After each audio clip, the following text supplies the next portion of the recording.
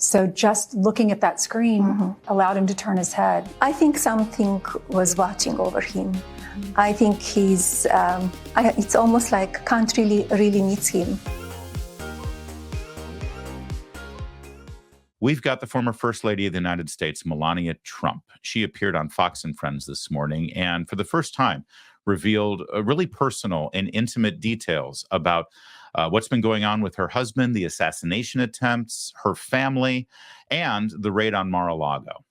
The TV, and I rewinded and I watched it. I was only a few minutes behind, and something, I guess, look over me. So I didn't really see live, but maybe, 3 minutes, few minutes later. But when I saw it,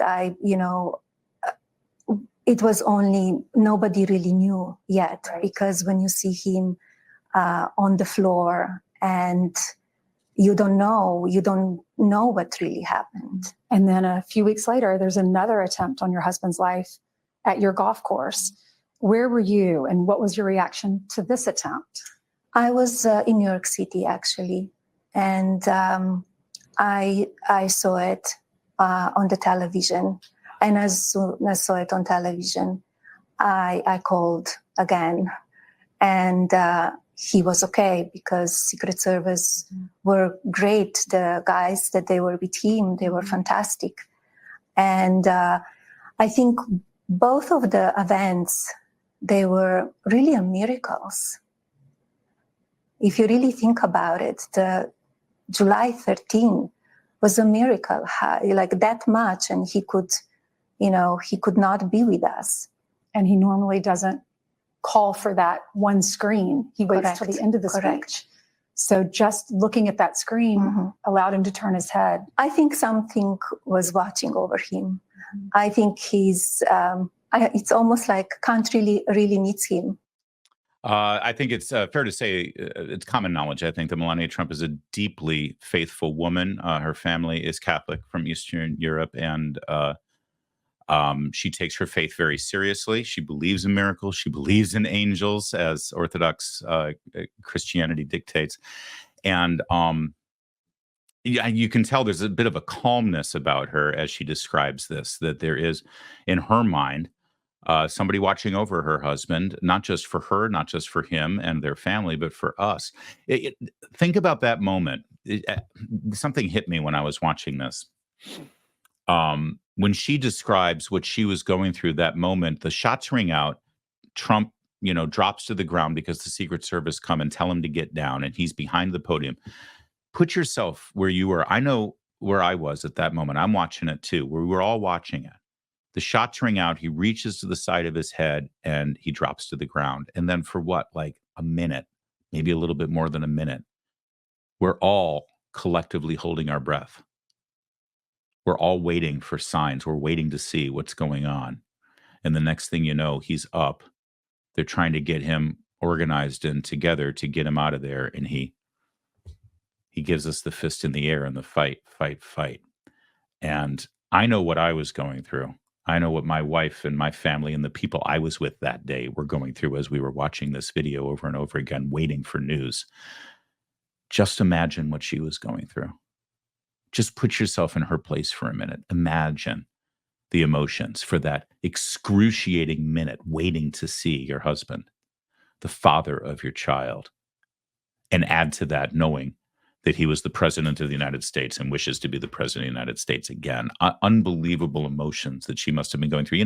This woman gets a lot of criticism, and she has been nothing but classy and stoic and disciplined and not what we're used to, let's just say, in public figures. And she deserves a lot of credit for that. But much more from this interview. Let's get through it. It's interesting how quiet and everything became, all of the mainstream media. There were a few days reporting about July 13 event, and everything then became quiet. So I had a lot of questions. What's going on? This is not normal. Yeah, and there's a little bit more from this clip, but you'll remember, I think it was about 10 days ago, maybe 2 weeks ago, that Mrs. Trump put out a video and a statement to the FBI and the Secret Service saying, "What the hell is going on?" I'm going to paraphrase. She's way too classy for this kind of crass language. But he's like, "What the hell is going on? Why don't we get some answers here? Why don't we know more about the first assassination attempt? And now we've got a second assassination attempt. And what's going on with that? And what's with the breach of security? And why isn't anyone talking about this? And why aren't there more reporters asking questions about this?" It almost seems like everybody's just okay to ignore the fact that my husband has now had to deal with 2 assassination attempts in as many months. And again, she's like, now sort of in retrospect here a little bit after that kind of emotional video that she put out 10 days ago, she's like, it's just curious to me, if not completely confounding, that there aren't more questions being asked, let alone more answers coming our way. Not just for me, this man's wife and the mother of his son, but also for the American people. And I think she speaks for all of us on this. And is it really shocking that all this egregious violence goes against my husband? Especially that we hear the leaders from the opposition party and mainstream media branding him as a threat to democracy, calling him vile names. They only fueling a toxic atmosphere and giving power all of these people that they want to do harm to him. This needs to stop. This needs to stop. The country needs to unite. And I encourage everybody to read my letter that I wrote on July 14 again, because that cannot continue. Yeah. Again, classy, dignified, and a controlled passion on these. I think she speaks like 6 languages, and frankly, she speaks English better than most Democrats right now, certainly better than the president and the vice president. That last part of that clip that we just played, where she says, "Is it any wonder, is it any surprise that there are these violent acts against my husband?" When you hear the things that are said about him, think about it for a moment. We hear the stuff that they say about Trump and it pisses us off, right? We get annoyed, we get frustrated, we get outraged, we get angry. And also, we should get angry not just because they're saying it about him, but it's their own way of criticizing you and calling you names. Because, I say it all the time, but when they call him Hitler, they're calling you a Nazi. Because who supports Hitler? Who votes for Hitler? Who wants Hitler to be their elected official? Nazis do. They're terrified to call you a Nazi because, that's not politically okay. But apparently it's okay to call Trump Hitler. That they can get away with. And they do it in spades. And so we feel what we feel when we see them and hear them make fun of him and use this violent, dangerous rhetoric against him. Think how she feels every single time she hears this now. It's bad enough to hear your husband being called Hitler. But now, for the rest of her life, when she sees Jimmy Kimmel and Stephen Colbert and Saturday Night Live and Kamala Harris and Joe Biden and the entire lineup on cable news, except for one station or 2 stations maybe, when she hears all of them say that, not only is it insulting and personally insulting and hurtful to hear the man you love called that, but in the back of your mind, every time she hears it, she'll also be registering who else heard that. What gun-toting maniac, unhinged would-be assassin just heard that? Because they said it again, and the next time they say it, it could fall on the ears of the next man trying to put a bullet in my husband's head. Those are the stakes here with this stuff. And your heart has to go out to Melania Trump, not just as Donald Trump's wife and the former first lady, but also as a mother. And one thing that everybody agrees about with Melania Trump is that she has spent the last 10 years being in the public eye, being incredibly protective of her son, Barron. I think it's been phenomenal the way they have raised Barron in the spotlight. The fact that they didn't really bring him out that much for public appearances. You didn't hear anything from Barron Trump when he was under the age of 18 and living at the White House. He's now just begun his freshman year at college. And the questions then turned to Barron and what it was like for him to see his father potentially assassinated on live television. Your son is in college, I understand, but he's still your child. This is his father. How difficult was that to have that conversation with Very him? difficult. Very difficult. He was outside playing sport, and he rushed in, and was very, very difficult.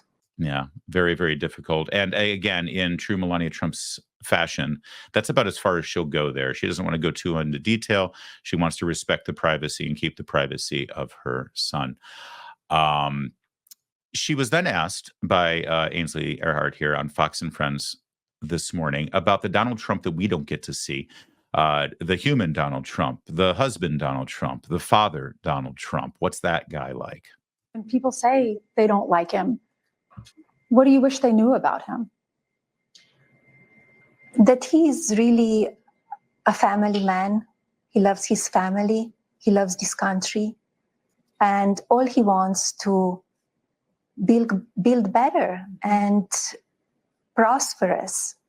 Yeah, he's just strong. He's not afraid to No, he's not talk strong. about the way You it could really see is. the way he was when he was shot, that in the ear, that the way he stood up and he said, fight, fight, fight, because we cannot allow that to happen.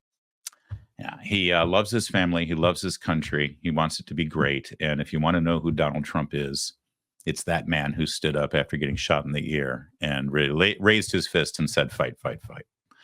All right, there were also some revelations here about what went on in Mar-a-Lago during that early morning FBI raid. Again, put yourself in Melania Trump's shoes as the home is being invaded by armed federal agents and her privacy very much invaded, as we've learned. The raid on Mar-a-Lago, the house manager texts you and says the FBI is outside the house. They had access to my bedroom, closets, office, and rummaged through my personal items. Even searched Barron's room, you say. So how invasive was that? Did it make you angry? How did you feel? Yeah, it made me angry. Yes, invasion of privacy. And the way it was done I was really surprised. And you told your house manager, just leave it, don't touch anything, don't put it back. You wanted to see it for your own eyes. With your own eyes, what did it look like when you walked back in your house that had been raided? I saw unpleasant stuff that nobody wants to see it. And you get angry because, nobody should be putting up with that kind of stuff. Some person, I don't even know who or how many people, they went through my stuff. Went through her stuff. By the way, it should be pointed out and reminded, Melania and her family, they grew up behind the Iron Curtain.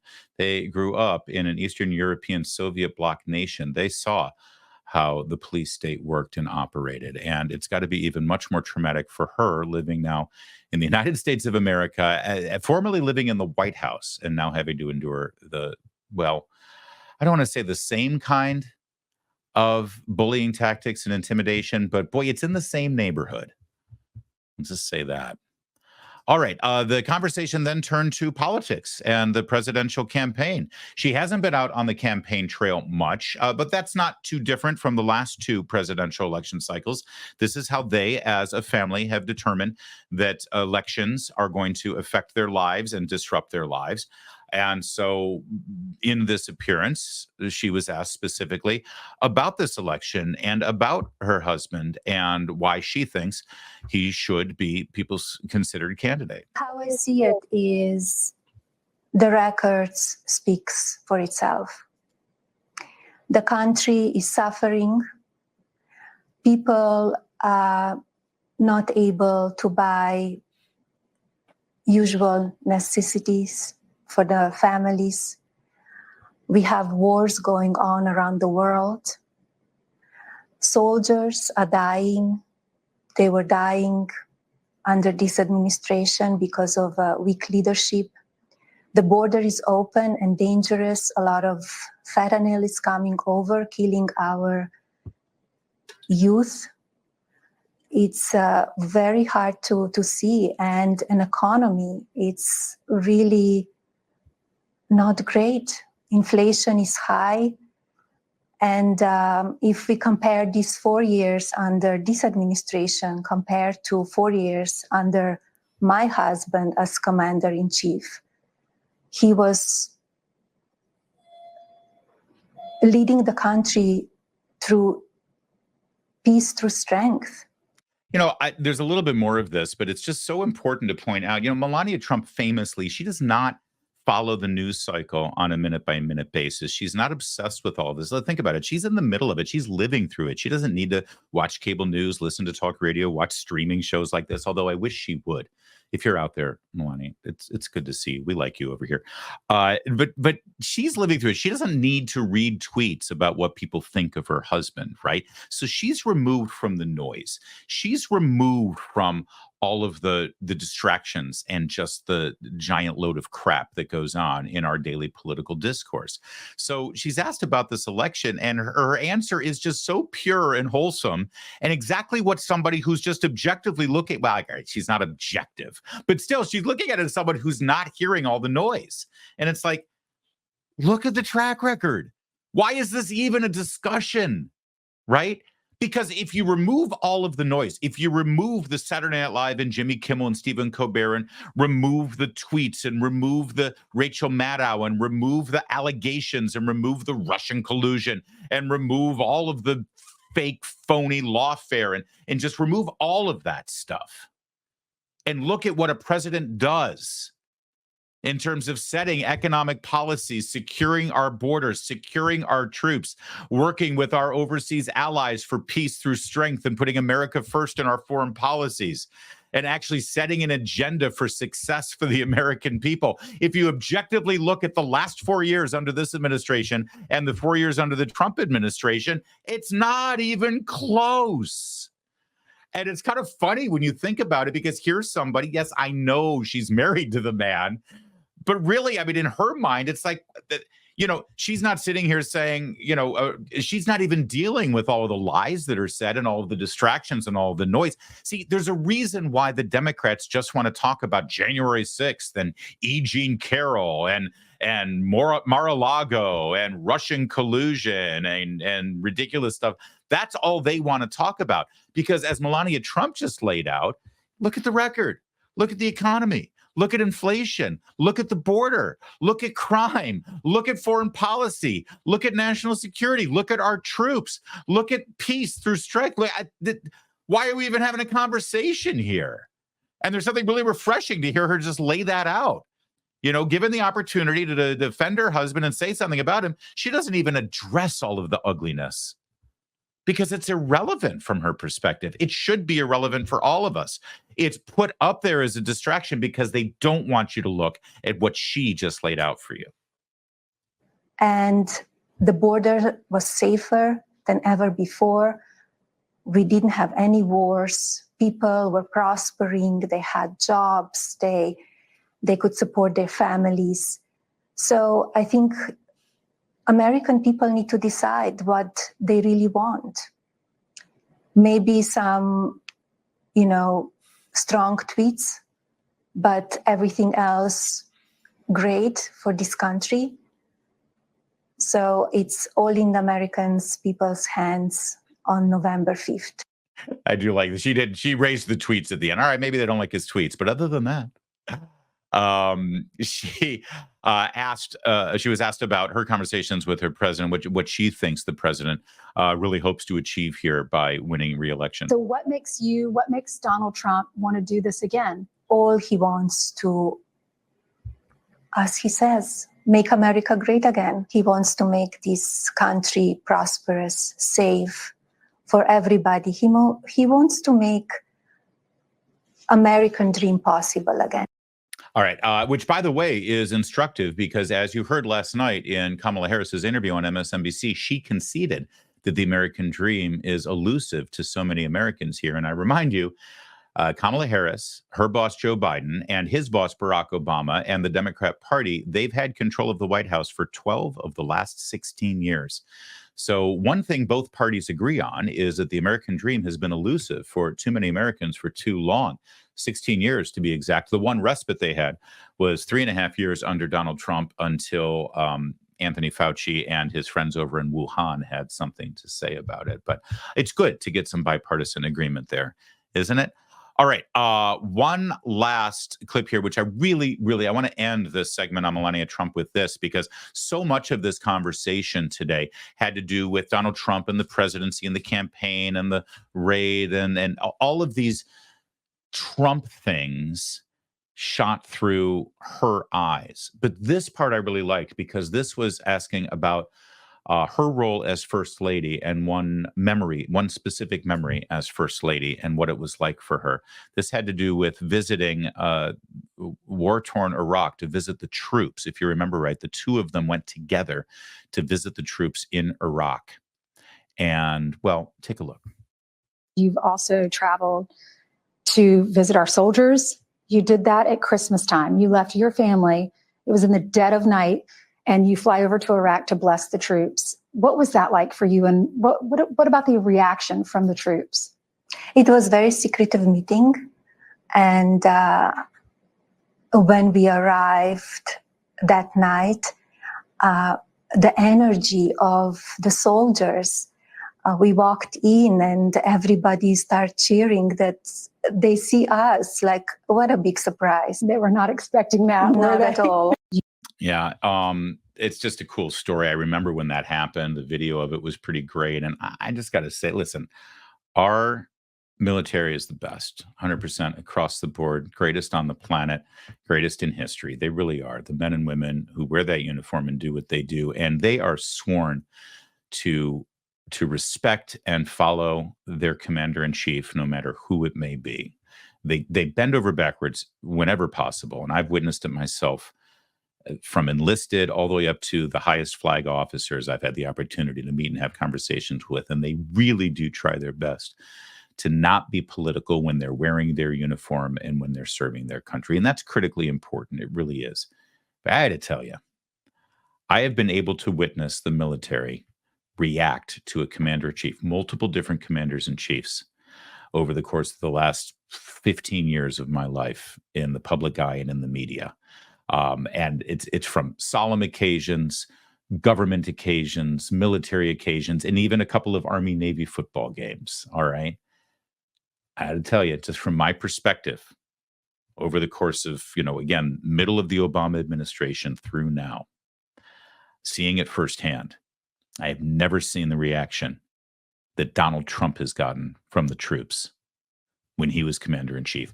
Doesn't even compare. Doesn't even come close to comparing with the other two. And I love the fact that that was a memory that they specifically pointed out. And you can see it whenever you look for it. You see exactly how these troops respect, admire, and even love Donald Trump when he's commander-in-chief. Very cool stuff. Very cool. Listen, this election ultimately is about Donald Trump versus Kamala Harris at this point. It is, but there are intangibles, and I think it's not even close. If you're electing a first family, Melania Trump versus Doug Emhoff, come on.